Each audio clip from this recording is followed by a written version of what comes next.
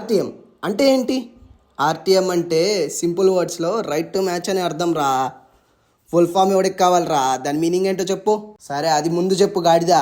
నీకు డైరెక్ట్గా ఒక ఎగ్జాంపుల్ ఎక్స్ప్లెనేషన్ ఇస్తా చూడు. ఇప్పుడు నువ్వు రిటెన్షన్స్ చూస్తే ఆర్సీబీ వాళ్ళు 3 players అని రిటైన్ చేసుకున్నారు. 3 ఏమో ఆర్టీఎమ్స్ ఉన్నాయి వాళ్ళ దగ్గర. ఇప్పుడు వాళ్ళ 2024లో ఆడిన ప్లేయర్స్తో ఈ ఆర్టీఎం యూస్ చేసుకోవచ్చు.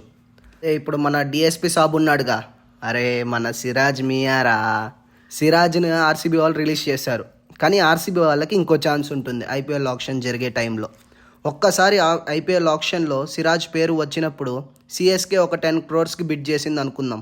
సిఎస్కే ఒకటోసారి, సిఎస్కే రెండోసారి, సిఎస్కే మూడోసారి అనబోయే ముందు ఆర్సీబీ వాళ్ళని అడుగుతారు, మీరేమన్నా సిరాజ్ మీద ఆర్టీఎం యూస్ చేస్తారా అని.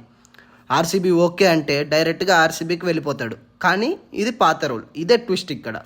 కొత్త రూల్లో ఏం చేంజ్ చేశారు అంటే ఆర్సీబీ ఓకే అన్నా కూడా సిఎస్కేకి ఇంకో ఛాన్స్ ఇస్తారు. ఇప్పుడు మీకు ఇది లాస్ట్ బిడ్, ఎంతకి చేస్తారు హైయెస్ట్ ప్రైస్.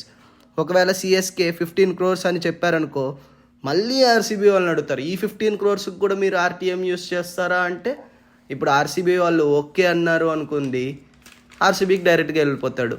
ఇప్పుడు ఆర్సీబీ వాళ్ళు నో అంటే సిఎస్కేకి వెళ్ళిపోతాడు. ఇది ఈసారి ఆర్టీఎం ఎలా యూస్ చేస్తారో అనేది చెప్పాను మీకు. ఈసారి ఐపీఎల్ ఆప్షన్ మాత్రం మామూలుగా ఉండదు. ఐపీఎల్ లవర్స్ మీరు మాత్రం ఎంతమంది ఎగ్జైటెడ్గా ఉన్నారో ఆప్షన్ డేట్ కోసం లైక్ అండ్ కమెంట్ చేయండి.